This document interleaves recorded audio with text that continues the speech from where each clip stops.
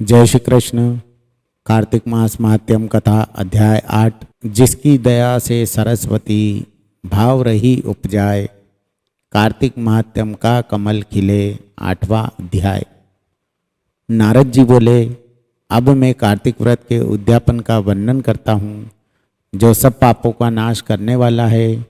व्रत का पालन करने वाला मनुष्य कार्तिक शुक्ल चतुर्दशी को व्रत की पूर्ति और भगवान विष्णु की प्रीति के लिए उद्यापन करे।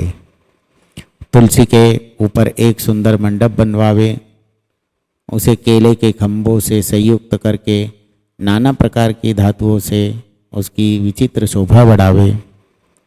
मंडल के चारों ओर दीपकों की श्रेणी सुंदर ढंग से सजाकर उस मंडप में सुंदर वंदनवारों से सुशोभित 4 दरवाजे बनावे और उन्हें फूलों से तथा चवर से सुशोभित करे। द्वारों पर पृथक पृथक मिट्टी के द्वारपाल बनाकर उसकी पूजा करे। उनके नाम इस प्रकार हैं: जय, विजय, चंड प्रचंड, नंद सुनंद, कुमुद और कुमुदाक्ष। उन्हें चारों दरवाजों पर 2-2 के क्रम में स्थापित कर भक्तिपूर्वक पूजन करें। तुलसी की जड़ के समीप 4 रंगों से सुशोभित सर्वोत्र भद्र मंडल बनावे और उसके ऊपर पूर्ण पत्र तथा पंचरत्न से संयुक्त कलश की स्थापना करे। कलश के ऊपर शंख चक्र गदाधारी भगवान विष्णु का पूजन करें। भक्तिपूर्वक उस तिथि में उपवास करें तथा रात्रि में गीत, वाद्य, कीर्तन आदि मंगलमय आयोजनों के साथ जागरण करें। जो भगवान विष्णु के लिए जागरण करते समय भक्तिपूर्वक भगवत संबंधी पदों का गान करते हैं, वे सैकड़ों जन्मों की पाप राशि से मुक्त हो जाते हैं। जो मनुष्य भगवान के निमित्त जागरण करके रात्रि भर भगवान का कीर्तन करते हैं, उनको असंख्य गोदान का फल मिलता है। जो मनुष्य भगवान की मूर्ति के सामने नृत्य गान करते हैं, उनके अनेक जन्मों के एकत्रित पाप नष्ट हो जाते हैं। जो भगवान के सम्मुख बैठकर कीर्तन करते हैं और बंसी आदि बजाकर भगवत भक्तों को प्रसन्न करते हैं तथा भक्ति से रात्रि भर जागरण करते हैं, उन्हें करोड़ों तीर्थ करने का फल प्राप्त होता है। उसके बाद पूर्णमासी में एक सपत्नीक ब्राह्मण को निमंत्रित करें।